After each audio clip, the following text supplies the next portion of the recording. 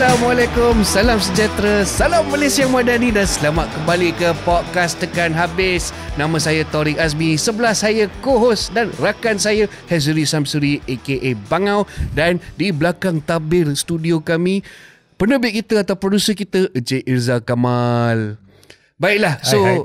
Bangau, episod ni kita rakam awal sikit kan? Ya, kita rakam awal awal berapa 5 hari awal sebab semua orang sibuk dan itulah. So disebabkan tu unlike previous episodes, kita takkan buat recap news. Instead, jom kita layan komen-komen daripada followers kita. Cok. Sebenarnya ada beberapa news. Contohnya Triumph just launch their Trident 660. Tu satu hari ni. Lepas tu Ducati launch their Panigale V4. So nanti minggu depan kita kupas lah itu. And then Proton, they just unveil their the S70 R3 S1K punya kereta, race car dia. Proton S70 R3 S1K. Saya dah tengok kereta tu, dah pegang kereta tu, and I even talk to the drivers. That was a fantastic session. Saya pergi melawat R3 pagi tadi, skunk work dia. So kita tengok contohnya macam gearbox dia. Kita ingatkan extract, dia tak pakai extract gearbox. Dia pakai actually gearbox Proton, tapi dia convert, it's a dog box now. Memang tough lah nak pakai tu. So good luck untuk driver tu. Untuk durability, it's a 5-speed each pattern. Betul, it's a 5-speed each pattern straight cut manual. Engine dia masuk engine Campro 1.6 NA lah, sebab dia kena guna engine NA. Untuk S1K touring MTC touring class tu, dia tak bagi pakai engine turbo. Tapi kita tengok banyak juga backlash. Ramai yang tanya kenapa tak pakai driver macam Jan, tak pakai Wak Tempe. So yang itu saya tanya dia orang. So jawapan dia memang menggembirakan hati saya. Proton ni adalah satu-satunya works team dalam S1K. So dia ialah pasukan perlumbaan daripada kilang sendiri, daripada jenama tu sendiri. So bajet dia orang memang besar.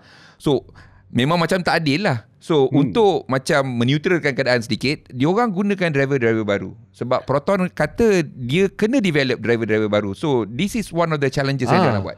Pasal driver baru ni sangat menarik sebab untuk S1K Proton akan masuk 2 kereta. Jentera utama tu 2 pemandu veteran, Syafiq Ali dan apa nama dia, Shah Rizal ke apa.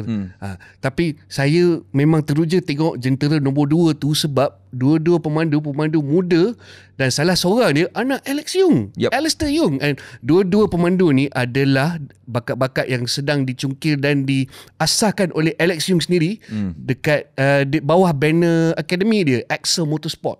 Bagus lah. Sangat bagus. Tahniah pada Proton. We are very excited to see the race sebab kita memang nak muka-muka baru. Betul-betul, saya setuju. Kita nak muka-muka baru. Saya setuju. Dia bukan macam politik kan, balik-balik orang lama je kan. Ni dia nak geng-geng muda. Betul. Jangan YB more datang nak race juga sudah kan. So anyway, kita teruskan. Sebelum tu, Bangu tak pernah race kan? Apa pula? I race for Proton. I race for Proton. Ini satu cerita yang kita kena cungkil dalam episod akan datang. Tak apa, dah lama cerita lah. Kita memang belum lagi ada racer dalam kita punya nanti kita plan ya. Kita akan jemput Jan kalau boleh. Nanti kita akan borak dengan dia. Drift. Admi pun ada. Kita ramai kawan-kawan. Kita ramai. Abang Admi, Abang Jan. Okay, tak apa. Itu kita bincang lain hari. Cik Irzal, seperti kita punya plan asal, kita nak tengok soalan-soalan daripada ruang komen. Ya, betul. Kita memang, to be honest, yalah, kita pun agak sibuk. Kita pun mulakan podcast ni sebenarnya tanpa bajet. Ada juga bajet. Ada sikit kan. Jadi kita sebenarnya kalau boleh nak lebih engage dengan kita punya komen. Terima kasih banyak-banyak kepada pendengar, penonton kita. Tapi hari ni sebab ada peluang kita bercadang untuk menjawab komen-komen secara terus dalam episod khas ini. Okay? Jadi apa yang kita dah buat, kita dah pilih komen-komen daripada pendengar penonton kita daripada semua episod kita, daripada episod 1 dengan Alif sampailah ke episod 6 kita pilih. Alright, dan kalau boleh kita tak boleh jawab semualah, kita kalau boleh nak, tapi kita cuba sedaya upaya untuk jawab sekurang-kurangnya satu daripada setiap episod. Okay. Alright. Okay. Soalan pertama datang daripada Azro Yazlan 17. Admin tolong baca apa yang saya tulis, kalau tak saya merajuk dan unsubscribe. Okay, saya dah cakap sebenarnya saya nampak komen ni panjang dan lebar tak lama selepas kita punya episod ke-6 keluar. Maknanya ini adalah salah satu kita punya pengikut yang setia. Dan terima kasih kerana memberi komen yang panjang. Jangan merajuk kalau kita tak komen semua. Yang menarik bagi saya adalah komen terakhir. MLFF menggunakan kamera dengan ANPR, Automatic Number Plate Recognition. Untuk guna sistem ini, selain undang-undang dan fasiliti di Plaza Tol, nombor plate kereta kena standard. I think this one go back to kepada kita punya step forward masa kita ada e-plate kan. Yang pasal MLFF menggunakan kamera ANPR ni, saya pun pernah tulis pasal benda ni sebenarnya, Taufiq, Izzal. Kalau kita nak gunakan tol tanpa Plaza Tol, maknanya tak ada Plaza Tol, tak ada barrier apa semua tu, dia akan nombor satu, dia akan guna sistem RFID. Tetapi sistem RFID tu, that's the main method untuk dia orang dapat ni lah info pasal kenderaan tu. Kalau itu tak dapat, dia akan bergantung kepada ANPR lah. ANPR ni lah Automatic Number Plate Recognition. Dan sebab itu kebanyakan negara dia menggunakan nombor plate yang beruniform. So Malaysia dah memang ke arah itu, dan kita dah bermulakan dengan EV secara sukarela dengan EV. So memang kita akan bergerak terus ke arah nombor plate beruniform sebab memang ia lebih memudahkan. Having said that, kalau kita tengok dekat parking lot shopping mall, nombor fancy pun, nombor yang tak seragam pun, kamera-kamera dekat parking lot dah boleh baca. Betul? Dah boleh baca. Tapi memang betul lah apa yang saudara Azlan 17 ni cakap ni. Terima kasih lah Bro Azroy. Harap awak boleh lah bagi komen-komen yang berbina. Nampaknya awak ni ada banyak juga info-info yang menarik ni. So Irzal, soalan seterusnya daripada rakan-rakan kita ni. Soalan seterusnya saya nak ambil daripada episod kelima ya, masa kita berbincang dengan Hans tentang bajet. Mr. Stanley Stanley Anut. Okay, the best is PHEV. Harap-harap government, Prodo atau Proton fokus pada ini, terutama Sabah Sarawak yang jarak bandar ke bandar agak jauh, jadi tak sesuai untuk EV. PHEV lagi bagus. Balik kampung pakai enjin, turun balik kerja boleh pakai bateri. Okay, aku dah puas kena kutuk dengan fanatic EV. Fanatic EV ke pengikut-pengikut atau members satu grup Facebook? Pentak sob EV. Walhal aku pakai EV lagi awal daripada dia orang. So kau jawab kan PHEV ni. Okay, so saya setuju. I think plug-in hybrids is the best compromise. Satu compromise yang sangat sesuai. And dalam konteks untuk East Malaysia, Sabah Sarawak, saya memang sangat setuju sebab seperti apa Cik Stanley Anut ni cakap, jarak antara bandar tu memang jauh. So tak praktikal, dan saya rasa agak sukar nak pasangkan EV charger sebanyak mana boleh. Lagi-lagi kalau untuk highway kan, sepatutnya kita kena pasang DC kan. Tapi dekat East Malaysia, highway network masih macam tidak sepadat kat Semenanjung Malaysia, lagi-lagi kat Klang Valley ni. So saya sangat-sangat setuju. Tambahan kepada komen Cik Stanley Anut ni, paling kurang pun hybrid macam cross hybrid dan CTE HEV tu kenalah bagi insentif. Saya 50-50 sikit pasal ni. Nak teruskan bagi insentif untuk hybrid seperti Corolla Cross dan CTE HEV ni. Tapi that's just my 2 cents lah. Bangun rasa insentif untuk hybrid patut sambung ke? Lagi-lagi kalau hybrid ni dipasang secara tempatan. Okay, nombor satu, what is our objective dengan insentif ini? Adakah kita nak banyakkan jumlah EV? Sebab kalau nak banyakkan jumlah EV, insentif tu boleh diteruskan. Tetapi kalau kita kalau objektif kita sebenarnya ialah untuk mengurangkan pencemaran dan mengurangkan penggunaan bahan api, dan insentif untuk hybrid memang sepatutnya diteruskan kerana ia adalah yang option yang lebih praktikal. In fact, minggu lepas Business Time Singapore pun ada tulis bahawa Singapore lebih sesuai dengan plug-in hybrid. Sebab diorang kereta sangat mahal, dan kereta itulah diorang nak pakai masuk ke Malaysia, melancong apa semua. Betul. So dalam Singapore, diorang boleh pakai elektrik saja. Bila dia nak jalan jauh masuk Malaysia, dia boleh guna enjin tu. Betul. So plug-in hybrid ialah satu option yang lebih, orang kata apa, praktikal.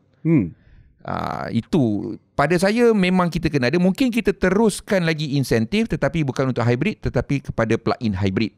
Having said that, hybrid kita ada dua. Hybrid Contohnya macam City, Corolla Cross. These are the typical hybrid. Series parallel hybrid. Yes, hybrid series parallel tertutup hybrid yang tidak boleh di-charge. And then kita ada plug-in hybrid lah yang kita boleh charge. Plug-in hybrid memang jauh lebih complicated. Okay, kalau kita tengok daripada rekod kebakaran kenderaan satu dunia, yang paling tinggi ialah plug-in hybrid. Bang pernah naikkan isu ni sebab according to statistic, highest number of vehicle fires Plug-in hybrid. terutamanya dengan plug-in hybrid. Dan yang orang duk kata hybrid rosak, yang banyak betul rosak, yang rosak besar ialah plug-in hybrid. Bukan hybrid yang biasa. Kalau hybrid biasa tu pun selepas 4-5 tahun, selalunya 5 tahun ke atas, kalau rosak pun boleh repair dengan kos yang minima. Bawah 10,000, 4,000, 7,000 tu bateri dia kecil. Sebab kos dia dah mudah sabar lah, boleh terima lagi lah. Cuma hybrid biasa ni dia tidak boleh jalan jauh ataupun tak ada langsung capability untuk berjalan menggunakan tenaga elektrik. Itu problem dia. Plug-in hybrid macam sekarang ni BMW, Volvo, BMW especially and Mercedes-Benz, you can use the EV only function, gunakan bateri saja lebih daripada 100 km, which is enough untuk ramai pengguna. Kalau dia orang travel tak jauh dalam bandar je, kalau sehari tu bawah daripada 100 km, dia boleh guna elektrik saja. Betul, saya setuju. Sebab awal tahun ni saya sendiri pandu uji BMW X5 X-Drive 50e facelift baru tu. It's a plug-in hybrid, dan saya sendiri pakai tenaga elektrik tu sejauh 80 km.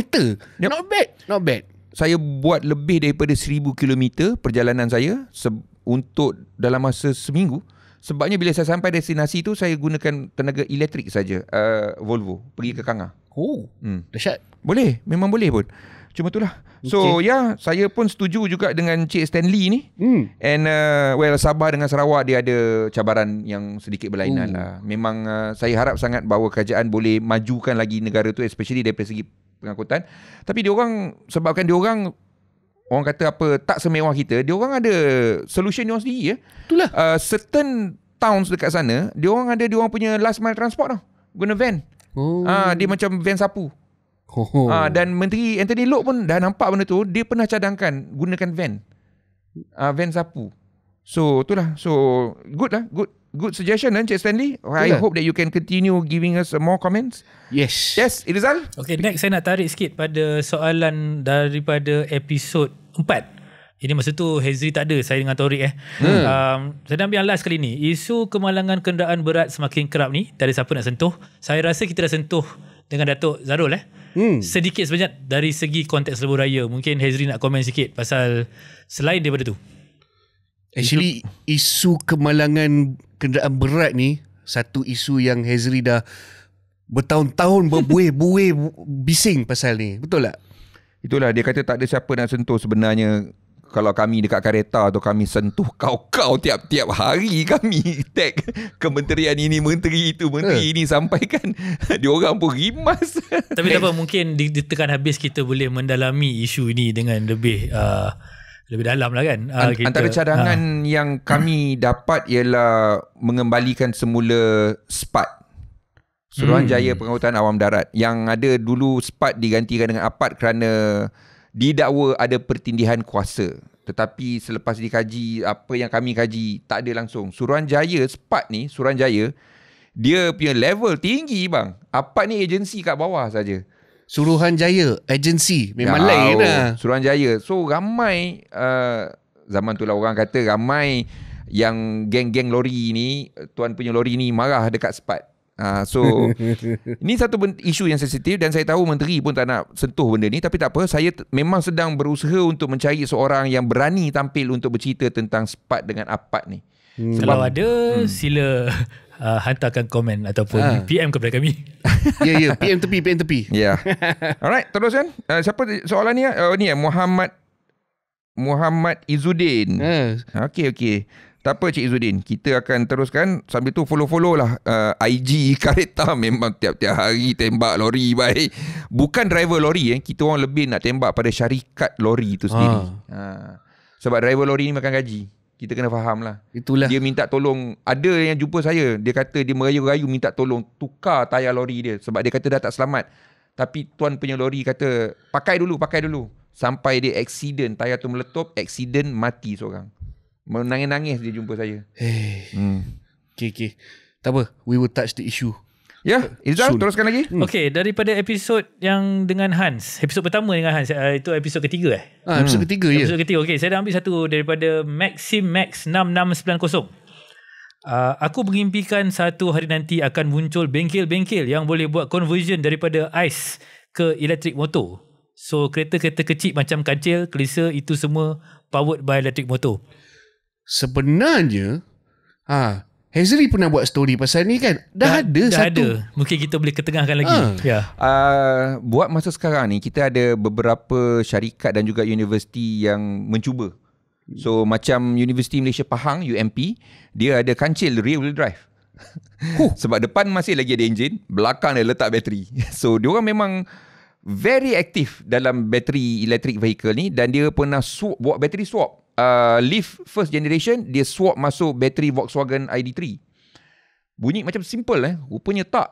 So nanti satu hari nanti saya dah berborak dengan UMP, kita akan panggil seorang daripada UMP, daripada Pekan, untuk bercerita tentang bab ini. Boleh ke tak boleh. Tapi having said that, apa yang dalam internet yang you all selalu tengok dalam social media, yang kereta-kereta lama tukar pada bateri tu, range dia memang tak akan jauh. Sebabnya bateri dia kecil, bateri pack dia kecil saja. Tetapi yelah, setakat nak, let's say for example, kita ada satu kereta klasik, kita bukan nak jalan jauh pun, kita main dalam bandar apa semua tu cukup lah. So that would be nice. Sebenarnya dulu masa di Malaysia Auto Show 2023 tak silap saya, ada satu syarikat yang menampilkan conversion ICE kepada EV. Masa tu it was at prototype stage, sebab I think the issue of conversion, dia punya homologation, dia punya safety semua belum lagi dibincangkan lagi Betul, undang-undang tak ada tu lagi. tak sampai lagi. Jadi itu I think dia punya isu yang sebenarnya teknologi tu dah ada syarikat lokal yang buat. Cuma satu je lah, bila kita nak bercerita tentang teknologi ni kan, dia masa tu dia pakai kereta Proton Arena. Jadi story tu jadi confuse sikit, sebab orang ingat Proton Arena tu adalah EV, padahal itu adalah kereta yang digunakan sebagai dia punya prototype car untuk nak cuba teknologi tu. Saya rasa awal tahun ni menteri ada bercerita tentang mereka dalam proses untuk membuat undang-undang untuk conversion ni. Dia tengah nak buatkan dia punya blueprint lah, dia punya guideline. Guideline, sebab kena ingat satu, road tax dah berbeza. Nombor dua, of course lah, safety lah. So siapa yang nak approve kan, dan guideline-guideline ni kena ada lah. So saya rasa bahagian kejuruteraan JPJ memang tengah buat benda ni lah. Kejuruteraan JPJ sekarang ni, bahagian teknikal dia sangat proaktif sekarang. Dia tak macam dulu-dulu. Dia sangat proaktif, cuma dia banyak buat benda senyap-senyap.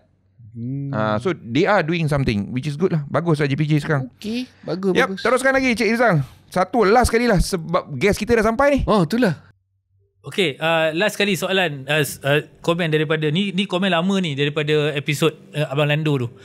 Kita ambil last okay, pengisian memang mantap, terima kasih banyak. Cuma sound tu kalau boleh improve lagi, seronok nak layan. Okay, daripada Johan John 88. Episod tu memang kita ada isu sikit, especially dengan mic saya. So kita orang ni budak-budak baru belajar, so sabar. Kami pun tahu kelemahan kami, tapi selepas tu I think the next episode it was better, right? So kita pun sebenarnya podcast ni ada satu produk yang, to be honest, I think penonton kena tahu, kita sebenarnya put together tekan habis punya production ni tak sampai 2 minggu. Dengan tadi kau cakap 3 bulan, ni 2 minggu lah. Mana je 3 bulan. Tapi for me saya Okay. Mari kita cerita sejarah dia lah. Sejarah dia, Mamat Izzal ni dah suruh aku buat podcast berapa tahun dah? Lama dah bang, sebelum COVID lagi. Tapi aku tak minat podcast zaman tu. I was like, apa ni, aku nak layan Spotify lagu-lagu rock kapak aku. Tapi sebenarnya masa tu I had my own podcast untuk test, nak tengok market. Memang masa tu tak ada siapa tahu. So lepas saya layan KJ dengan Syaril dalam Keluar Sekejap, I was thinking like, okay juga podcast ni. Dan saya nampak, saya suka menulis isu-isu semasa, tapi tak ramai yang rajin nak baca. Ramai baca tajuk, sakit hati rasanya kan. So, baca headline je. So saya rasa cara paling senang saya nak bawa isu-isu ni ke tengah ialah melalui podcast. And saya call Izzal, we team up something, nak cari co-host. terus petik nama mamat ni sebab suara dia sedap. Suara saya sedap. Pukul 7 pagi masa tu kan. Aku ingat lagi. Tu standard aku lah kan. Bangun tidur je aku dapat idea, terus aku buat lah kan. So we cook this up in kurang dari sebulan sebenarnya. Betul. I think yang ini Dane buatkan logo apa semua ni. Memang sekejap dalam WhatsApp group dan terus Alhamdulillah. Cuma just because saya sebagai producer, saya tak pernah cakap pasal production dalam Tekan Habis ni. Satu dia saya cakap, maaf kalau saya cakap kat Hazri dengan Taurik, sebab orang yang tak biasa cakap dalam podcast ni, dia kena ada a bit of mic training. So kalau ingat balik minggu pertama, kedua, ketiga nampak improvement, sebab masa tu kita tiap-tiap minggu kita tengok balik kaedah penggunaan mikrofon oleh Hazri dan Taurik ni sebenarnya penting untuk mendapatkan sound quality yang optimum bagi saya. Itu pun we don't get it right every week. You must remember, I don't usually have a cylindrical shaped object in front of my mouth. Hazri, it wasn't funny the first time, it's not funny the third time. Okay. I'm just touched that you think suara saya best. So terima kasih. I agree lah. I'll give you a second vote. Dulu saya disc jockey, tapi saya bukan disc jockey pegang mikrofon, saya main lagu. Lain. So guest tetamu kita untuk minggu ni ialah seorang yang saya kenal dah lama. Dia ialah antara, kalau masakan tu ada resepi, dia ni ialah antara tukang masak ataupun chef dia yang penting lah. So kita bercerita pasal Proton, dan Proton kita tahu dia punya intipati dia yang ramai orang suka ialah ride and handling. So dia ni ialah salah seorang anak Proton, training kat Proton dengan Lotus apa semua tu, dan sekarang dia dah berdiri di atas kaki sendiri. He is a global consultant for ride and handling, dan dia dah training dengan pelbagai syarikat asing. Dan dia sekarang buat sendiri, konsultan sendiri, dan dia merayau satu dunia berjumpa syarikat-syarikat kenderaan yang perlukan kepakaran dia. Saya excited. Tapi sebelum tu, jom kita rehat sebentar.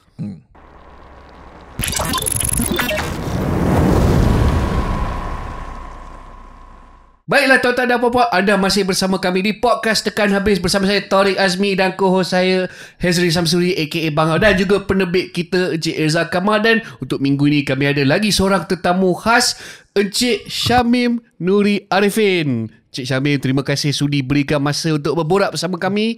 Selamat datang ke podcast Tekan Habis. Terima kasih. Okay, Encik Syamim, jom cerita sikit. Encik Syamim ni setahu saya engineer, tapi engineer jenis apa ni? Okay, pertama sekali saya ni engineer vehicle dynamics. Okay. Sekarang saya adalah seorang freelance engineer. Okay.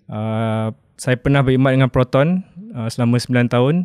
Last kali tahun 2012. Lepas tu saya berhijrah ke China. Dan saya di sana lebih kurang dalam 9-10 tahun. Dan tahun 2021 saya berhenti kerja. Saya buat freelance service lah. Sampai sekarang lah. Sampai sekarang.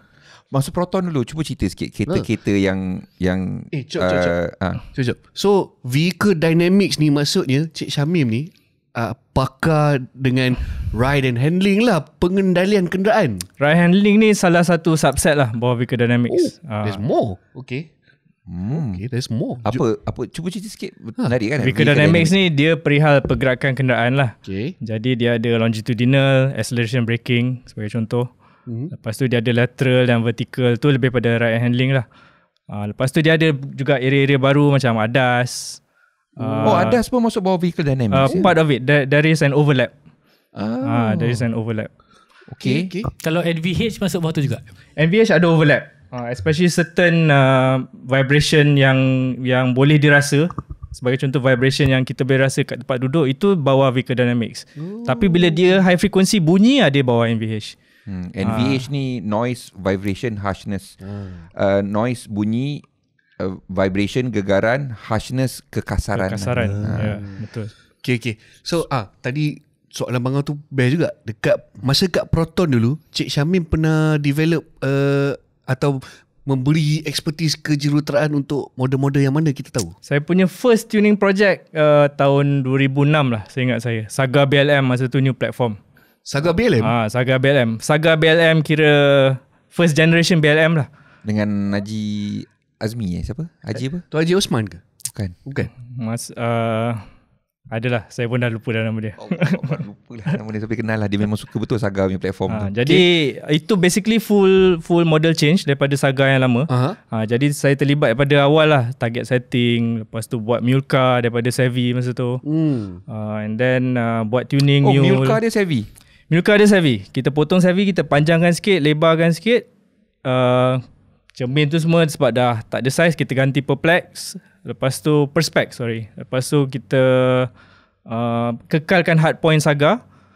Tapi luaran dia macam Savvy lah. Mule ni ialah kereta samaran. Kereta samaran. Bila nak test benda tu, tak boleh lah nak keluarkan bentuk yang sama tu kan. So betul. Dia orang ingat itu ialah Savvy lah. Okay, so interesting you brought up the Saga BLM. I had one manual. So Cik Syamim cerita sikit dengan development Saga BLM tu pada masa tu, apa target-target Cik Syamim dengan model tersebut? Okay, sebab model ni model yang menggantikan Saga yang lama tu. Jadi target dia adalah, dia punya tagline was kereta rakyat lah, internally at least. Jadi kita nak kereta yang affordable tapi cukup lasak untuk kegunaan jalan-jalan raya Malaysia. Tapi dalam pada masa yang sama ada ride handling yang baik. Jadi that was the sort of overarching target lah. Rasanya Saga ni the only kereta Asia, kereta marahan daripada Asia yang ada ride and handling yang bagus. Sebab rasanya jenama lain dia tak fokus sangat pada ride and handling, lebih pada harga.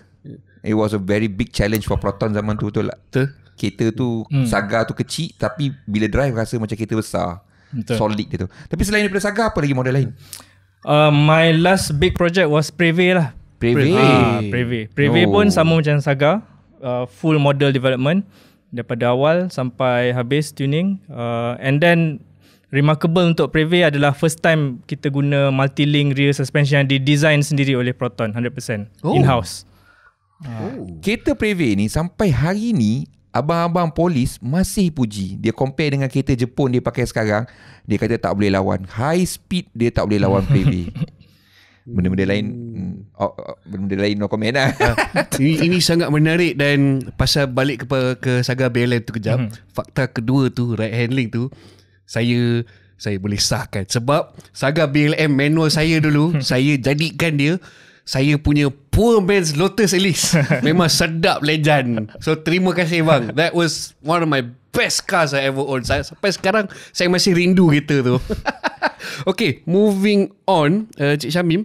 So macam sekarang ni, Syamim, you freelance, maknanya you pergi ke, okay, lepas Proton kat China tu, you bukan dengan company kereta kan? Bukan. You dengan company apa tu?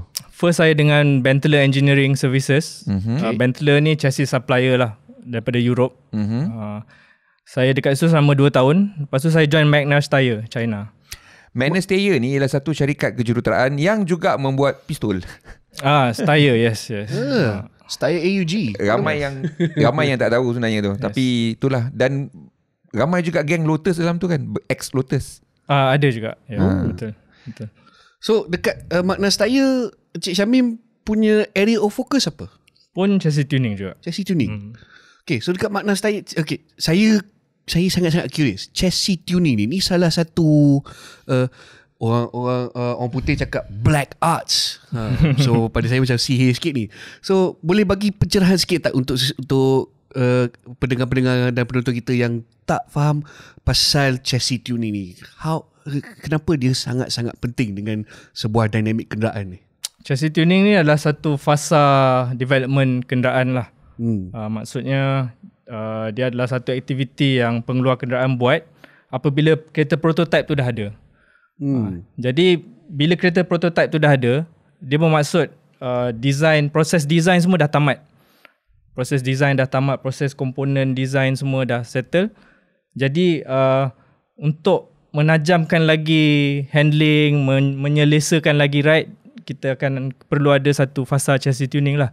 Dia macam memasak, kita boleh ada resepi, kita boleh ada sukatan-sukatan ingredient yang kita perlukan, kan? Kita boleh ada proses nak buat apa semua, tapi last kali mesti ada tukang masak yang buat final adjustment. Nak tambah garam ke, nak Dia kata tambah garam secukup rasa. ya, betul. Betul. Sebab at the end of the day, bila orang beli kereta, dia akan drive kereta tu dan dia akan ada satu pendapat subjektif. Kereta ni sedap, kereta ni selesa. Dia tak tengok nombor-nombor tu sangat. Kan? Jadi dari segi itulah kenapa chassis tuning ni masih lagi penting dan masih lagi dipraktikkan. Okey. Ni terus kita, dengan Syamim ni kita ada banyak soalan-soalan yang kita orang letak dalam media sosial. So kita ada banyak soalan. So kita pun memang banyak betul ni. So let's go straight away to that. Nombor satu, apa maksud ride and handling, and apa yang boleh kita panggil kereta yang sedap nak bawa macam yang you cakap tu. And dulu kita pernah berborak, ada satu isu yang you selalu sebut, head toss kepala tu goyang boleh tak cerita apa kereta yang, how do you define a car with good ride and handling? Definisi ride and handling yang bagus. Okay, ride ni maksudnya adalah keselesaan ride lah. Maksudnya pengasingan dari getaran, sama ada dari jalan raya ataupun daripada komponen-komponen dalam kereta tu. Saya rasa orang fikir kalau kereta sports mesti bergetar kuat. Sebagai contoh, kereta family mungkin lebih selesa. Ada benar dia, tapi yang sebenarnya semua orang kalau beli kereta, dia nak kereta tu stable dan kereta tu relaxing to drive, even though it is a sports car. So I think dari segi ride, itulah maksudnya pengasingan daripada getaran. Mana pengasingan tu kita ikut segmen. Kalau sports car mungkin taklah terasing sangat. Dia getaran dan gegaran tu lah. Tapi kalau kereta mak-mak ni mungkin lagi lembut lah. Kan, sebagai contoh. Handling pula adalah daripada segi agility, kelincahan, stability, maksudnya echo tu tak membuang bukan-bukan. Dan juga body control. Dan body control ni kita relate pada head toss tu lah. Head toss ni adalah pergerakan sisi, dari sisi ke sisi. Berapa cepat pergerakan tu, berapa abrupt. Kalau pergerakan tu terlalu cepat, sebagai contoh kata satu roda masuk lubang, terus dia tarik kereta tu ke kiri atau ke kanan, dan kita panggil kereta tu head toss je kuat lah. Head toss ni ialah bila kepala kita ke kiri ke kanan. Biasanya sebab anti-roba besar sangat, ataupun mungkin tuning damper dia keras, ataupun spring dia keras. Tang anti-roll bar tu nanti kita cerita Okay. Bagus. Pencerahan bagus ni. Yang kedua ni? Yang kedua, kalau ni soalan bagus ni. Kalau kita nak main setup suspension, apa benda yang kena buat dulu dan apa yang kena tukar dulu? Biasanya orang yang nak set up suspension ni, dia kena tanya diri dia sendiri dulu lah. Dia nak apa tujuan dia nak set up. Saya assume dia mungkin nak pengendalian lebih tajam, handling yang lebih sedap sebagai contoh kan. Jadi nombor satu sekali dia kena tahu ride height apa yang dia nak. Adakah dia nak maintain ride height yang standard ataupun dia nak rendahkan sikit. Kalau dia rendahkan sikit, dia kena tahu berapa banyak pula dia punya travel damper dia tu. Cukup lagi ke tak? Kalau dia main potong spring aja, dah duduk atas bump stop, itu sebenarnya bukan satu benda yang bagus lah. Bagus Cik Syamim sentuh pasal potong spring ni, sebab ini salah satu trend yang saya cukup nyampah dan penat berbuih. Saya nak cerahkan kepada kawan-kawan saya, ini bahaya. Betul tak potong spring ni? Betul. Janganlah zaman aku buat kan. Aku siap layu kan spring turun. Layu tu tak? Aku tak pernah. Panaskan coil tu sini turun lembut sikit. Aku tak pernah main spring potong ni. Tak. Tapi saya pernah, saya sendiri pernah. Kancil aku masuk spring wira kan tak? Potong Tapi saya sendiri pernah cuba nak buat suspension setup ni. Saya pernah main sekali pakai high low adjustable. So masa tu misi saya dah clear lah. Saya nak pengendalian yang lebih tajam lah. Tetapi saya tengok ramai yang masih lagi buat trend potong spring. Tapi saya rasa, saya suspect ini dia punya drive estetik. Dia nak luarkan kereta. Betul tak? Betul. Kalau estetik lah. Dan adalah kompromi dia. Kita tak boleh dapat semua. Tapi kalau kita nak buat proper, make sure kita punya compression travel cukup, rebound travel kita cukup. Walaupun ride height kita dah rendahkan sikit. Dan rendahkan tu pun ada heightnya juga. Sebab kita ada benda lain yang kita kena consider. Dari segi practicality, lepas tak speed bump for example, lepas tak rem nak naik rumah kita. Dari segi dynamic, kita punya roll center height tu dah duduk kat mana. Apa benda? Roll center height. Katalah kita punya lower arm tu dah mencapah macam ni kan. Roll center height kita dah berterabur dah. Ini adalah satu consideration daripada segi dynamics lah. So apa efek dia? Efek dia, kereta kita tak stable lah, tak ada support dari segi roll. Walaupun kita ada anti roll bar, initial roll tu tak ada support. Benda ni semua dalam peringkat design lah. Biasanya designer akan make So sure. bila kita tu tak ada support tu, maknanya bila corner apa jadi? Dia akan dip lah dulu, baru anti-roba akan Masuk. akan react. Tapi kan macam tadi Torik cakap, masuk adjustable ni kan, dia ada satu musim dulu yang semua orang nak pakai adjustable. Tapi bila saya duduk dan tanya, haram satu apa pun dia tak tahu apa dia nak adjust. Dan kedai yang tukang pasang tu pun dia bukan tahu apa yang dia adjust pun. Sebab setahu saya, banyak calculation nak buat. Nombor satu, macam apa yang Syamil cakap, apa yang awak nak. So banyak orang cakap, kau adjust tune balik kasi sedap lah. Apa yang sedap itu? Terma tu sedap. Apa tu sedap? So hopefully dengan pemborakan kita ni, kita boleh dapat tahu definisi panduan sedap tu sebenarnya apa. Betul tak Bang? Zaman tu saya tak pakai adjustable sebab saya tahu tak ada orang yang boleh adjust. Kalau ada pun tempat tu luar kemampuan saya. Dan adjustable spring zaman tu memang setiap tahun dah kena servis. So saya beli coil over, spring dan damper khusus untuk kereta tu. Sport suspension khusus untuk model tu. So plug and play, dah sedap. Contohnya zaman tu saya pakai iBuck, and then kita ada Monroe yang biasa punya. Dia ada satu lagi brand apa, iBuck and the damper. Kalau Connie original, yes, adalah a few brands lah yang memang dia buat. Dan zaman tu Proton, even iBuck pun ada untuk Proton. Ada yang keras, ada yang sederhana, ada yang super low, macam-macam lah. Tapi memang built towards the spec of that car. So plug and play. So tak payah nak cerita apa, senang sikit. Okay. Kita balik ke sasaran soalan asal kita ni. So nak main setup, pertama sekali kena tahu apa misi kita kan. Okay. So kalau kita dah tahu apa misi kita, let's say saya nak pengendalian yang lebih lincah sikit. So apa yang perlu ditukar? So kita kita benchmark lah Proda Myvi. Proda Myvi current generation. So it's a known fact dia lembut sikit lah handling dia tak sharp sangat lah. So kalau saya nak bagi dia lagi sedap sikit dari segi tu macam mana? Okay, mungkin ni parallel lah pada apa yang saya cakap sebelum ni. Kita boleh juga tengok tayar sebagai antara faktor yang paling penting lah. Sebab a good set of tyre can save a normal chassis. But a bad set of tyre can even mask a very good chassis. That's how important tyres are. Jadi pada saya, tayar tu jangan kita overlook lah. Tayar jenis apa semua.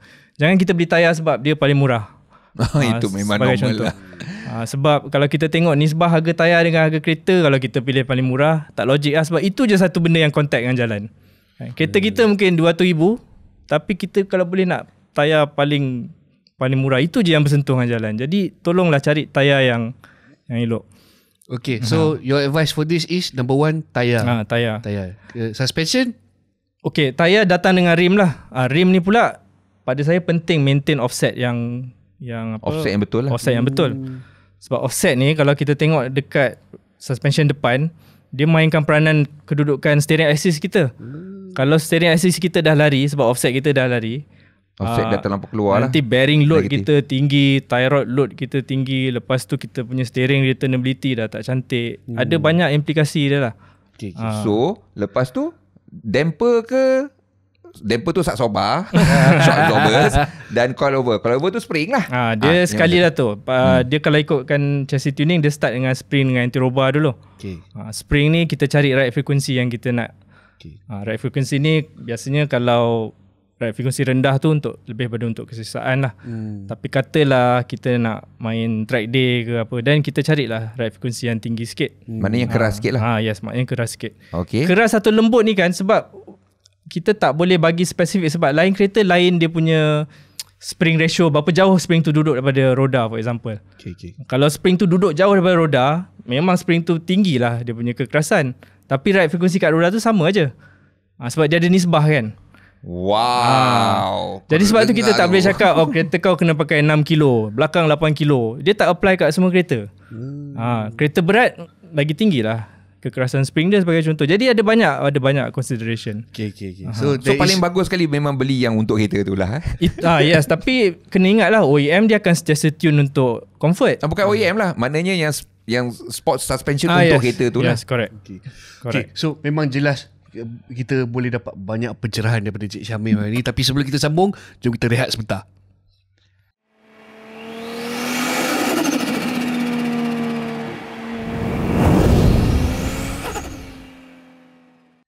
Ya, selamat kembali ke podcast Tekan Habis bersama dengan kita lah, tetamu kita Syamim Nuri Arifin yang kita bawa dari jauh ni. Dia ni merayau dunia betul ni. Oh, itulah. Okey, Syamim. Ini soalan, sekarang ni kita ada banyak soalan, so kita akan ringkaskan lah. Kita direct to the point lah.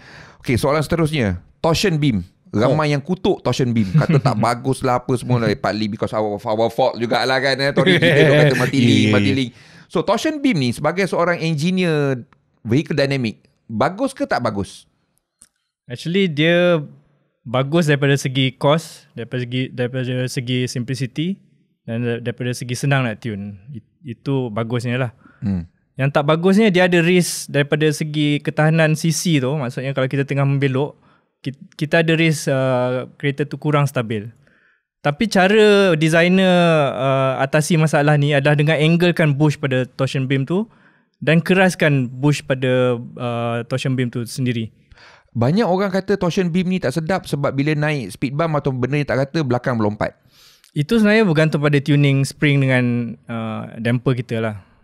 Sebab bukan torsion beam tu saja. Bukan torsion beam. Torsion beam ni dia hanya macam apa-apa jenis suspension lah. Dia it allows the wheel to articulate, bergerak ke atas dan ke bawah kan. Jadi bila berayun tu, itu adalah masalah macam mana kita kurangkan tenaga ayunan tu.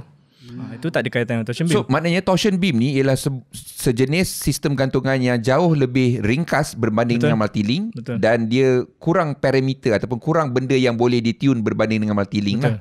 So sedap tak sedap sebenarnya bergantung pada penalaan lah. Betul.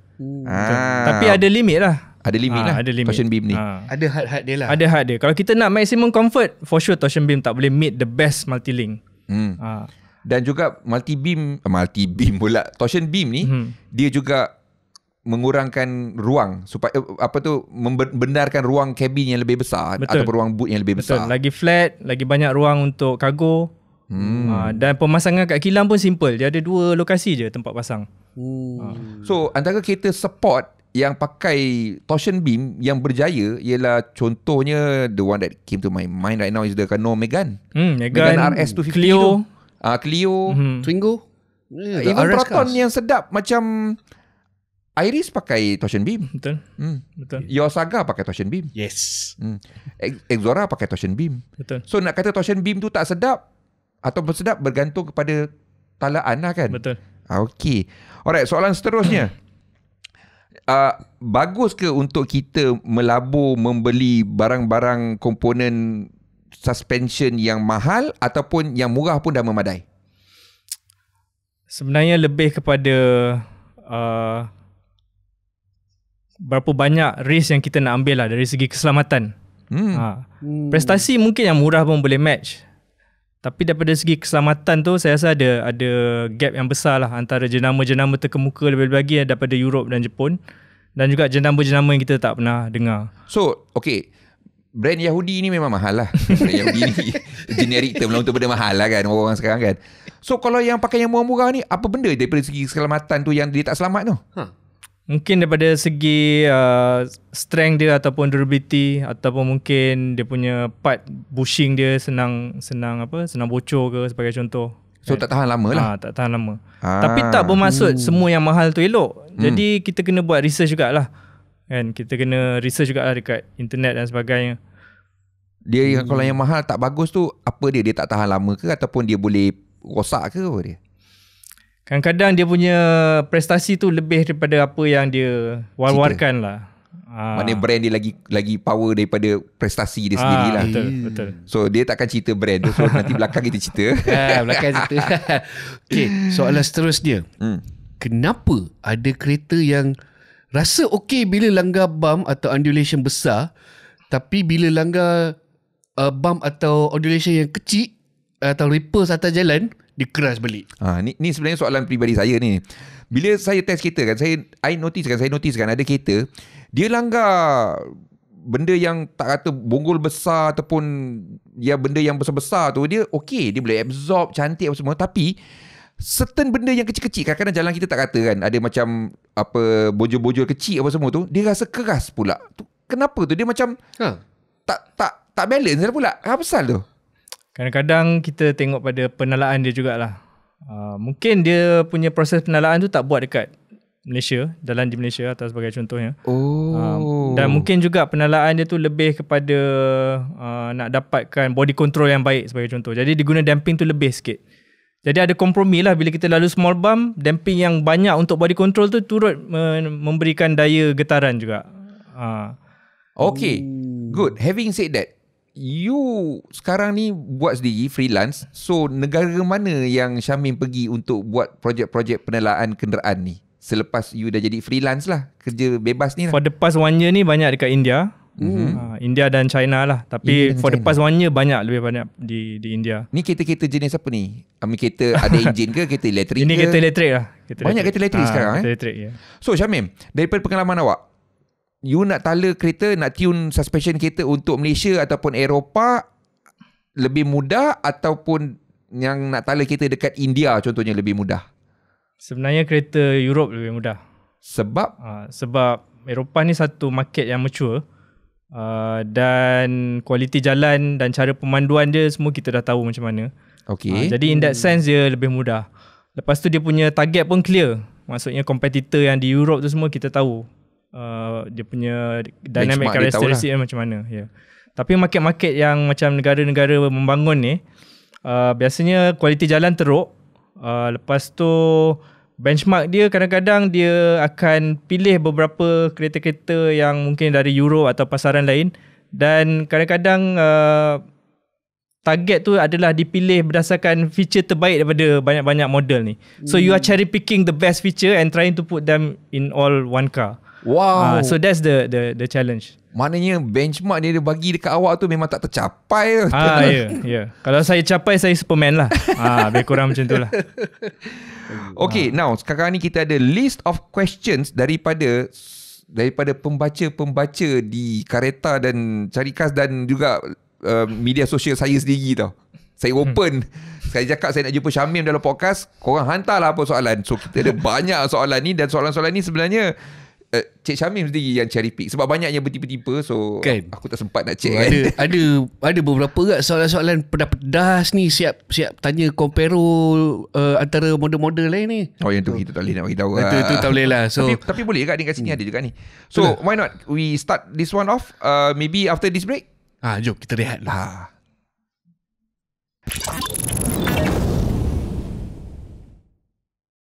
Okey, kembali semula dengan Encik Syamim, kita pakar sistem gantungan kenderaan. So benda ni memang satu isu yang ramai nak tahu dan ramai tak boleh nak jawab sebab kita media bukannya pakar. Actually, not just suspension sistem gantungan kan, chassis as a general, betul tak? That's your area of expertise kan. Kepakaran Encik Syamim ni keseluruhan chassis. But chassis is a big area, so I have to make a disclaimer. Okay. Tak apa. Sekarang ni kita akan cerita pasal soalan-soalan yang memang ramai yang bertanya. Nombor 1, ini memang favourite. Kita pun pernah keluar artikel berdasarkan informasi daripada Encik Syamim sendiri. Camber screw ni mitos ataupun betul kena tukar? Fakta atau auta? Nombor 1 ialah camber, bukan chamber. Screw camber ni. So Cik Syamim, boleh cerita sikit bagi pencerahan pasal screw camber ni? Okay, kalau standard OEM, camber kiri dan kanan boleh berbeza up to 0.5 degree. Maksudnya kita kena cakap lah camber tu macam mana. Tayar ni sengit dia lah. Sengit dia tu lah. Tayar dia tak terlalu tegak macam ni. Dia kena dia bingkuk sikit lah kan. Dia macam keluar ke dalam sikit lah. Kangkang. Camber tu kalau negatif, yang bahagian atas tu dia lebih dekat pada bahagian bawah. Dia kangkang lah. Ya, dia kangkang. Contoh terbaik sekali rasanya kalau kereta-kereta Marhain ialah Proton yang pendek tu apa sebelum Chevy? Proton apa sebelum Chevy tu? Tiara. Bukan Tiara. Chevy lah. Satria. Chevy lah. Chevy belakang dia memang kangkang baik. Daripada itu sebab torsion beam. Dalam torsion beam kita tak ada camber gain, jadi kita masukkan static camber banyak-banyak. Okay. So bagus tak bagus?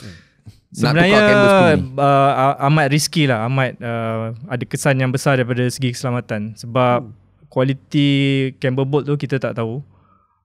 Lepas tu kita bayangkan dekat manufacturing strut lah sebagai contoh, ada 2 saja bolt yang memegang bahagian atas knuckle tu. Jadi katalah masa kita tengah corner, sebagai contoh corner yang mungkin laju sikit, Sebagai contoh, kita exit highway, mungkin laju sikit 80-90 km sejam. Kita letak banyak beban pada 2 skru ni. Tapi kalau kita pakai camber bolt yang kualiti kita tak tahu macam mana, mungkin ada kemungkinan patah, dan kalau knuckle tu dah terkeluar, kereta kita memang akan terbabas lah.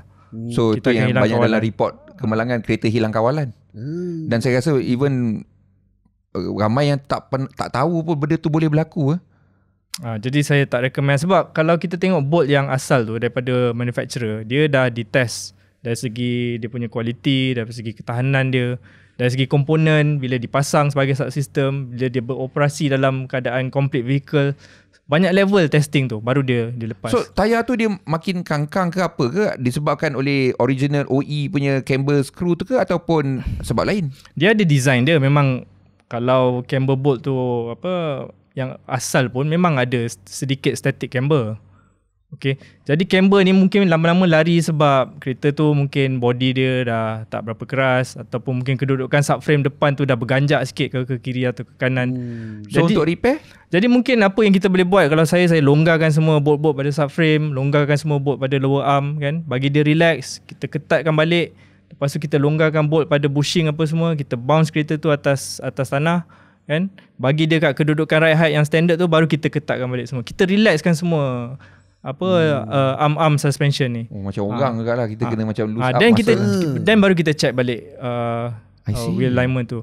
Wheel alignment pun kalau nak check lah dekat tempat yang cantik. Maksudnya ram dia rata, mesin dia, mesin kalau boleh mesin Hunter kan, saya tahu lah Hunter ramai lah pakai. mahal. Screen semua menyala. Screen semua menyala kan, dia punya sensor head tu tak sengit. Bukan uncle yang main setting tengok mata je kan. Bukan nak kata setting yang tali tu semua tak okey. Jangan kau Jan pun pergi tempat ukur pakai benang timbang air, okey. Tapi tak apa. Balik kepada soalan ni. So screw camber ni, nak senang cerita pendek dia, ada risiko. Kepada keselamatan. Dan as an engineer, ia adalah sesuatu yang Encik Syamim langsung tak recommend lah. Kalau saya paling pun tukarlah strut depan tu. Kan. Mungkin lubang dekat strut tu yang dah lari sebagai contoh kan. I see. So dia wear and tear lah.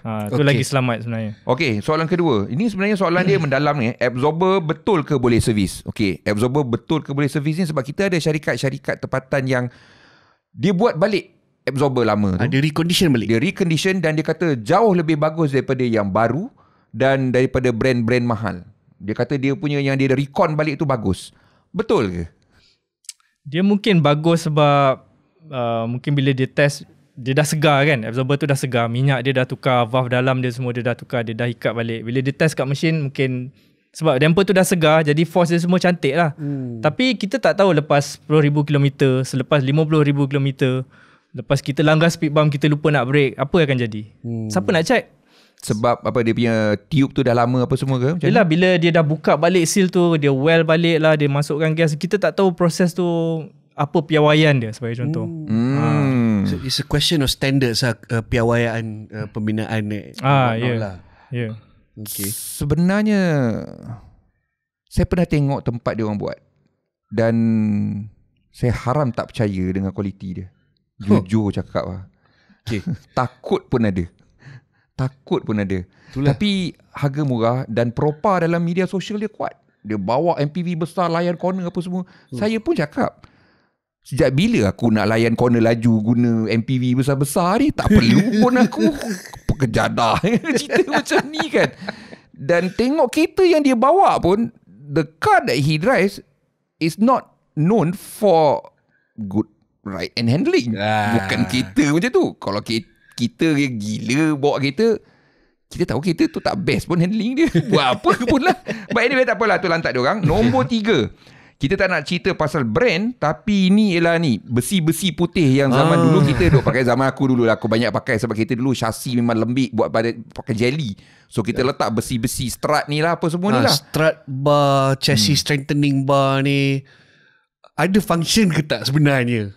Okay, yang dekat chassis body kereta saya tak nak komen lah. Saya bagi contoh ni ya. Bayangkan kita ada torsion bar, torsion beam suspension. Okay. Semua orang cakap okay, multilink bagus sebab dia independent kiri kanan. Okay. Okay, torsion beam is one step down lah sebab dia tak berapa independent. Tapi still kiri kanan boleh bergerak. Okay, sebab dia boleh torsion kan, yang tengah tu kan. Betul. Kita ikat pula dengan satu besi lagi, tak bagi dia bergerak. Okay, torsion beam then ni kenapa? ada batang kat tengah ni, antara dua tayar dia ada batang, dan batang ni dia boleh meliuk. Bila dia meliuk, itu yang berikan pergerakan. So sekarang ni apa yang Syamim cakap, kita letak satu bar kat tepi tu untuk pastikan dia tidak meliuk. Ya. So bila dia tak meliuk, dia tak main dah suspension tu. Tak main lah. Baik kita ganti ganda mati je terus kan. Ganti besi bodoh yang besar langsung tak boleh meliuk lah. Kita angle iron kan dia tu dua-dua tu kiri kanan. Okay, dulu saya main juga benda-benda ni. Saya perasan kalau kita letak strut bar dekat depan yang terlampau kukuh, yang terlampau stiff, kereta tu akan jadi understeer. Strut bar yang kat mana ni? Yang atas dengan bawah tu. Okay. So depan tu jadi stiff sangat. Jadi kereta tu dia understeer. Understeer maknanya dia menyasar lah. Maknanya bila kita corner, tayar dia ke depan lah. Dia tak nak ambil corner lah. Mungkin. Bila belakang tu terlampau stiff berbanding dengan depan, ekor dia senang keluar. Yang tu saya suka kan, ekor dia keluar kan. Oversteer. Betul. Tapi kan zaman saya main kereta ni dulu ni, strut bar ni apa semua, kita ada yang datang daripada Jepun. Contohnya kalau macam Proton Rally Art punya. Rally Art punya kalau masuk ngam je. Tapi yang brand-brand lain tu, janji dia besi, ada tempat nak ikat, letak. Dia punya prestasi pada pendapat saya berbeza. Ada yang saya rasa macam tak perlu ada pun tak ada, tak apa. Ya ada yang macam dia jadi stiff dan dia jadi tak sedap. So Syamim, betul ke benda ni memang, okay, let's say for example kita nak keluarkan satu strut bar. Apa proses yang kita kena buat untuk keluarkan strut bar tu? Ukuran apa, besi apa semua tu macam mana tu? First kali kita nak kena tahulah kenapa kena ada strut bar. Adakah dua point tu tak cukup keras? Sebagai contoh. Okay. Adakah memang ada keperluan untuk keraskan dua point tu sampai kita kena ikat satu lagi besi? Mungkin ada, mungkin tak ada, bergantung pada penggunaan kereta tu sendiri. Dan ada juga kereta yang letak strut bar bukan untuk handling. Dia untuk manage crash punya performance. Bukan untuk handling. Dia nak manage masa kita crash, dia nak make sure kita punya crumple tu ikut pattern yang kita nak, bukan dia mencapah tiba-tiba sebagai contoh. I see. Bukan untuk handling. Jadi sebab tu kita nak kena tahu kenapa. Dan kita tahu sekarang kereta-kereta sekarang bila dia ikut crash regulation yang terbaru ni semua, dia dah ada bending dan torsion stiffness yang cukup sebenarnya. Jadi sebenarnya dia tak perlu ditambah lagi dengan extra reinforcement unless kalau kita ada betul-betul ada different requirement. Were you involved with the Satria Neo? Yes. Neo tu pada pendapat saya, sebab saya pun beli kat kereta masa baru kan. Kereta tu chassis dia dah memang best, stiff betul lah. Saya pun terkejut bila saya tengok orang budak-budak ni pasang bar depan, belakang, dalam, dekat boot apa semua tu. Apa benda sebenarnya? Dia rasa Neo tu tak cukup berat kot. Dia nak dia nak jadikan 1,500 kilo kot baru dia rasa happy. Okay, let's say lah kereta ni memerlukan strut bar lah satu kat depan lah kan. Berapa lama untuk Syamim design strut bar tu untuk hasilkan satu yang boleh dipakai? Kalau ikut proses design, dia boleh jadi berbulan-bulan. Sebabnya? Sebabnya dia design ni ada banyak requirement. Dia bukan performance saja, dia ada packaging requirement. Lepas tu dia kena make sure tahan dari segi durability, make sure dia tak karat. Kan? And then level of stiffness tu pun? Level of stiffness. Dia ada macam-macam requirement lah. Jadi bergantung lah. Katalah kita letak strut bar, lepas tu kita ada masalah lain. Sebagai contoh, hood tak boleh tutup rapat ke. Ataupun design lah. Ataupun bila kita buat crash kan ada head form impact kan. Head form impact dah kacau pula sebagai contoh. Dan dah ada kacau. Tapi dari segi handling, untuk dapatkan handling yang sedap tu pun makan masa? Makan masa sebab first kali kita nak tahu, macam Hizri cakap lah, kalau dia tambah understeer, buat apa kita nak tambah lagi kekerasan kat situ. So secara ringkas dia, kalau company tu tak ada orang macam Syamim, aku tak percaya produk dia. Senang cerita. Okay, last one before we go for another break. Sport rim offset terkeluar. Ni cerita pasal offset tadi lah. Offset, wheel offset. Sekarang offset yang keluar-keluar yang memang lebar sekaki keluar daripada body tu. Apa bagus ke untuk handling ataupun lebih pada cantik? Jawapan ringkas. Okey lah, kalau kita letak dekat depan, dia dah lebarkan jarak track tu. Dia jadi lagi understeer lah. Lebih banyak grip lah. Lebih banyak grip, tapi ada ketika yang mungkin understeer dia terlebih. I see. Sebagai contoh. Kalau kat belakang? Kalau kat belakang, maksudnya depan kita maintain belakang saja, pun mungkin understeer juga. Understeer juga. Sebab belakang grip dah terlebih. Dah terlebih. Okay. So, okay, kita ada banyak lagi soalan. So, after this break.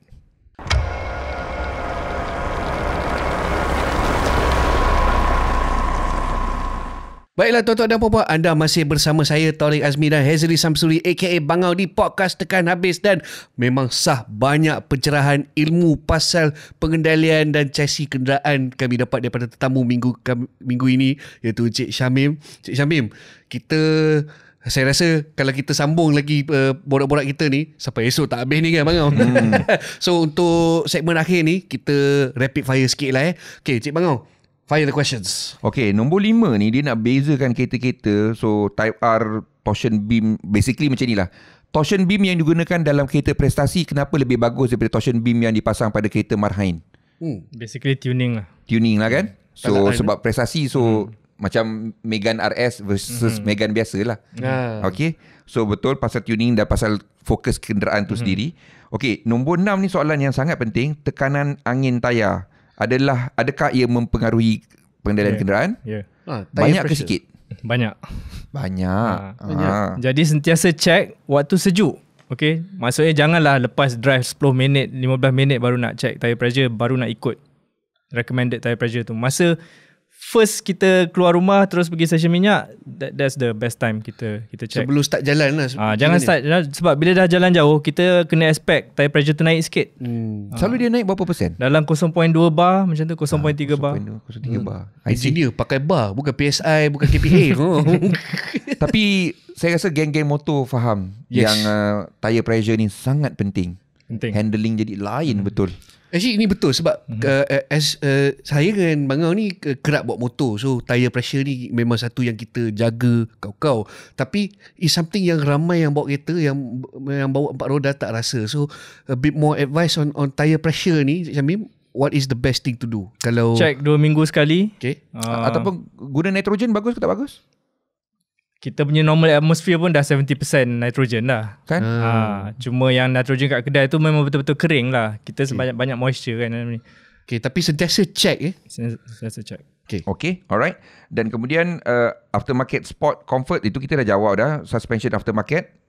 Torsion beam versus matu link pun kita dah jawab. Basically compression dan rebound. Yes, nak cakap Melayu aku pun tak reti. Compression, tekanan, rebound bila dia toing-toing balik. Okay, kalau kita tengok body kenderaan tu, compression ni bila body kenderaan kita membenam ke bawah lah. Compress lah. Bila dia compress. Okay. Rebound ni bila dia melantun balik. Lantun. So compression ni the rate dia turun lah. Kadar badan kereta tu turun, dan rebound ni kadar badan kereta tu naik balik. Mana cepat ataupun lambat. Betul. Betul. Budak motor pun pandai benda ni. Itulah. Sebab suspension kita kalau depan belakang compression dengan rebound yang banyak. Tapi ada sikit lah pasal damper ni, pasal shock absorber ni. Dia bukan macam spring. Spring ni kita tekan, daya dia ikut berapa banyak kita tekan. Dia ikut distance kita tekan. Tapi damper ni dia sebenarnya ikut hal laju. Dia macam tangan kita letak dalam bekas air. Kalau kita movekan perlahan-lahan, kita tak rasa banyak sangat daya. Tapi kalau kita gerakkan tangan kita dalam air laju, kita rasa lagi banyak daya. Dia bertindak pada hal laju. Oh, okay. Alright. Okay. So memang antara fungsi yang penting lah compression dengan rebound. Betul. ni. So let's say for example kereta tu compression dia kurang, apa jadi? Dia banyak membenam lah. Dia banyak bottoming. Banyak bottom lah. Banyak bilang lubang berdetum lah ke bawah. Kalau rebound tu kurang, dia banyak melantun aja. Kalau rebound tu tinggi, banyak, dia banyak tugging. Dia banyak menarik ke bawah. Oh, maknanya dia macam off-sprung weight yang berat lah. Macam guna ring yang berat lah. Betul. The moment jalan tu drop sikit je, dia terus follow. Okay. Yang ini pun satu soalan favourite aku ni. Tukar rim void warranty. Pencerahan from an engineer would be very nice about this. Sebab apa? Tukar rim, manufacturer selalu voidkan warranty. Salah selalu, tapi ada lah. OEM dia tak boleh nak control barang-barang third party ni. Dia tak tahu standard piawaian daripada segi safety dia apa semua kan. Dia tak tahu daripada segi apa material yang dipakai. Jadi jalan senang is void warranty lah. Tapi daripada satu segi lain pula, kereta-kereta moden ni rim pun makin kompleks. Ada sensor. Lepas tu dia ada macam apa, certain ada special feature lah pada rim tu sendiri. Okay.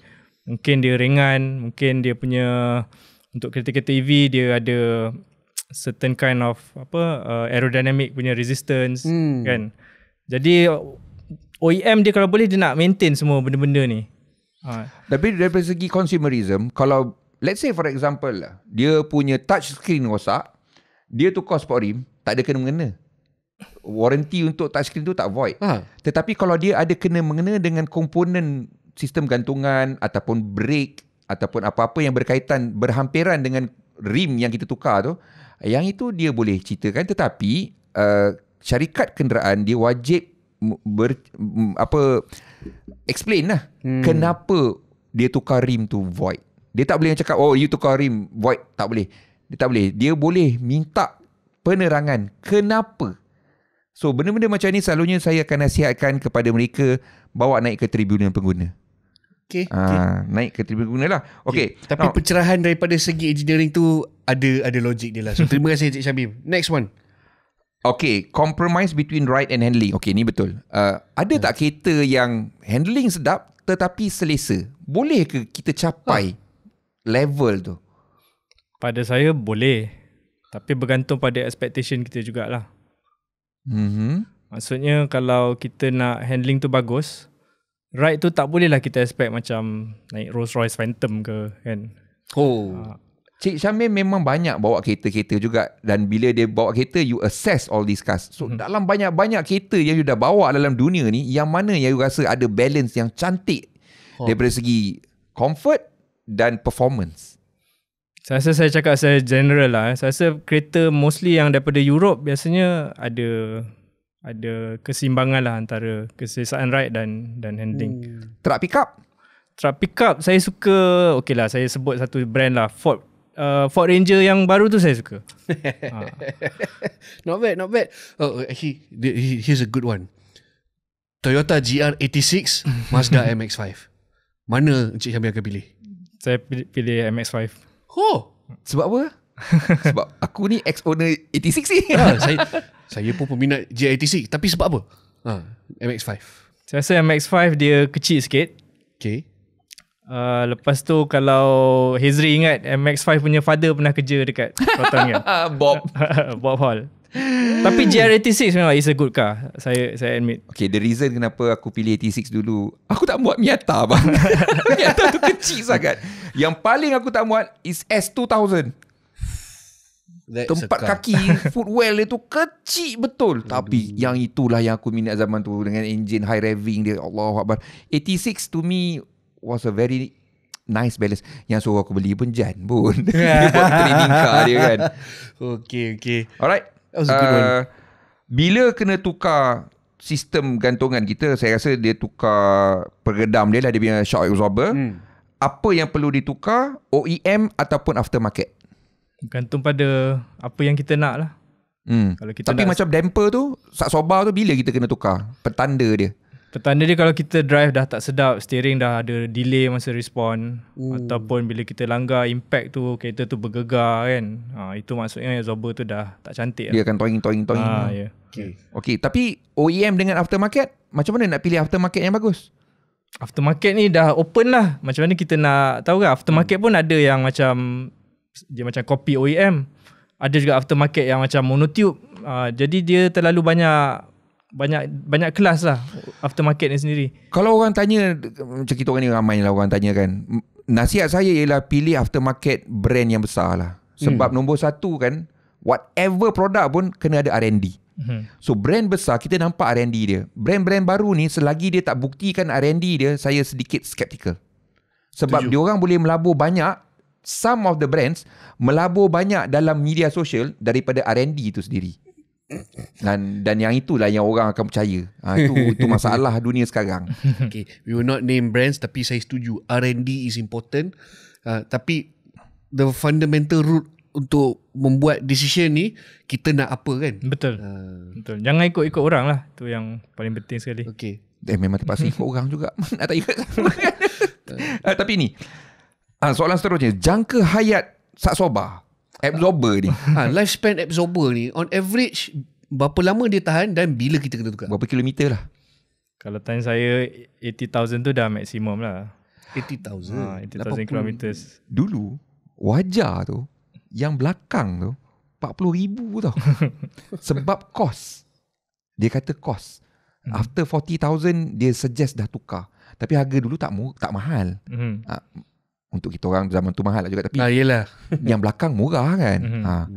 Tapi yang sekarang ni, ya, bila awak buat memang 80,000. Saya rasa depends dekat market jugalah. Depends dekat market. Tapi 80,000 tu sekarang tayar pun orang dah target 100,000. Tapi sebenarnya in reality by 60, 70, 80,000 tu you can see a lot of variation in bergantung pada cara kita bawa dan beban jugalah. Kalau selalu bawa ramai orang apa semua kan. Lepas tu kalau kita selalu off-road kan, jalan tak turap sebagai contoh kan. Tengok market lah. So saya rasa faktor ICE atau EV pun ada main peranan kan, sebab EV lagi berat, dia torque dia lagi tinggi apa semua. Betul. So ini pun wear and tear dia akan efek kepada shock absorber juga kan?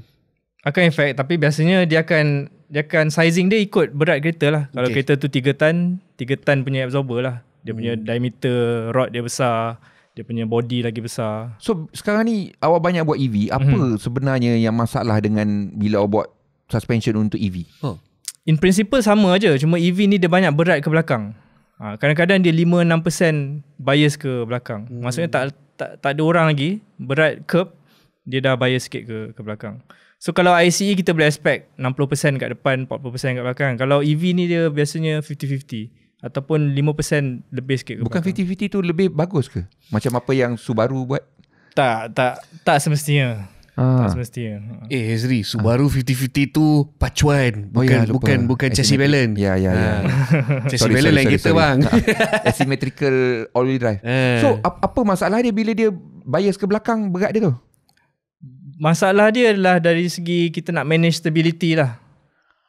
Katalah kita buat high speed lane change kan, 120, 130, 140, kita buat emergency lane change. Dia punya buang tu kalau kita tak manage betul-betul memang bila dia dah buang kita tak sempat tangkap lah. Tu je lah. Okay, saya dah kena 2-3 kali benda ni. Saya buat high speed, lepas tu dekat corner saya jam brake, belakang dia macam terkejut, macam dia buckle dekat belakang dia, berbab kat belakang tu. Macam tayar dia macam nak ke depan. Apa pasal? EV lah ni, semua EV. Oh, macam tu dan EV ni ialah brand-brand yang mantap-mantap agak tau. Bukan yang bodoh-bodohnya. Apa pasal? Pernah rasa benda tu? Tak pasti. Tapi mungkin sebab dia bateri dia berat kat bawah kan. Okay. Jadi mungkin cara dia loadkan bushing tu tak sama macam kereta ICE lah. Ni saya suspect lah. Lagi satu, kereta EV ni masa braking dia ada blending tau antara brake regen dengan caliper tu sendiri bertindak. Okay. Kalau kita drive macam biasa, kita brake sikit-sikit tu sebenarnya caliper kita tak gigit pun disc brake kita. Dia pakai motor je nak slowkan kereta tu. Jadi how smooth you blend the regen and the normal braking tu is key lah. Pengalaman saya pakai EV dulu pun 4 tahun tak, brake pad tu cantik lagi. Sebab kita orang banyak guna regen sebenarnya. Yes. So sekarang ni lah, dah habis dah soalan-soalan ni. Kereta yang macam mana kita nak test suspension kereta? So bila macam kita ni, yelah kita dapat kereta, kita bawa balik, kita bawa kat jalan kita lah. Tapi kalau macam kawan-kawan kita kat luar, dia pergi kat showroom, dia bawa kereta, macam mana, apa nasihat Syamim pasal suspension ni? Ada kena-mengena dengan barang apa yang dia orang bawa, berapa ramai yang dia selalu bawa? The best is you establish a baseline. Kita establish satu baseline, maksudnya apa yang kita familiar. Katalah kita biasa bawa MyV kan. Okay, kita bawa MyV tu sorang-sorang, kita pilih satu jalan, kita pilih satu speed yang kita rasa selesa, kita pilih satu route yang mungkin dalam 10-15 minit. Lepas tu kereta yang kita nak compare tu kita buat benda yang sama juga. Satu orang juga, speed yang lebih kurang sama, route yang lebih kurang sama. Dan kita boleh compare. Dekat situ kita boleh banyak dapat information. Sebab kita ada baseline. Tapi kalau kita main rasa-rasa je, dia subjektif lah. Macam kerja kita jugalah. Lebih kita kurang. ada favourite route kita kan. Ada benchmark kita kan. Kau apa? Best raya Saya Duke Sook dengan lekas. Aku tak nak cakap jalan aku. So terima kasih banyak-banyak Cik Syamim. Dan saya rasa Syamim ni adalah satu insan, satu warga Malaysia yang Well, saya sebagai rakyat Malaysia berterima kasih kepada Syamim kerana membawa nama Malaysia. Setiap kali awak keluar negara dengan kepakaran awak bawa nama Malaysia sekali. Saya just nak tambah, kalau ada argument kenapa kita buat kereta sendiri adalah untuk menghasilkan orang macam Syamim lah. Ya, betul. Ini antara produk Proton lah. Dan kita kalau boleh, saya personally memang saya nak tu saya personally memang saya nak lihat sendiri bakat Malaysia ni keluar daripada Malaysia. Dalam negara pun memang ada, tapi kita nak export kita punya skill. Seperti apa yang negara-negara maju buat. Kita tak nak Mak Saleh datang, Mak Saleh ni hebat. Kita nak bila Syamim pergi ke negara lain, negara lain cakap ni Malaysia punya orang memang bagus lah, ini orang memang banyak bagus lah. Itu yang saya nak. Setuju. Itu yang saya nak. So itulah kita harapkan yang generasi muda, terutama orang Melayu. Orang Melayu ni jarang berani nak merantau. Mak akan tanya, kau nak solat apa, nak makan ini apa susah. Stop that. Orang Islam ada merata-rata dalam dunia ni, tak ada masalah pun. Betul tak? Betul. Kalau kita fikir banyak sangat, kita tak akan keluar daripada kepompong. So yes, adik-adik, fly, keluarlah. Cari rezeki kat tempat lain, bawa nama Malaysia sekali. Supaya senang anak-anak aku pun nak kerja kat luar. But above all, terima kasih bagi banyak pencerahan. So hari ni walaupun saya dengan Hazri ni dah lama bekerja buat review kereta ni, the learning never stops. Especially kalau kita jumpa individu macam Cik Syamim ni. So seriously, saya syukur dan terima kasih lah Cik Syamim. Terima kasih juga kerana menjemput. And on that note, kita patut juga berterima kasih kepada penonton-penonton dan pendengar kita sebab diorang dah steady layan kita lebih sejam ni. So terima kasih. Hari ni semuanya soal episod ni dipacu oleh kita punya penonton. Semua soalan diorang. Semua soalan daripada penonton-penonton dan pengikut kita. So kalau nak dapat lagi pencerahan daripada mana-mana tetamu kita yang akan datang dalam episod seterusnya, jangan malu-malu bagi soalan dan komen di ruang komen. Okey lah Bang Au, kita Cik Syamim, kita bersurai lah daripada sini. Okay. Bersurai. Okey, terima kasih tuan-tuan dan puan-puan. Seperti biasa, like, share dan subscribe. Untuk lebih info lanjut, layari kareta.my, carikas.com/news, dan kita akan jumpa lagi di episod seterusnya. InsyaAllah. Assalamualaikum.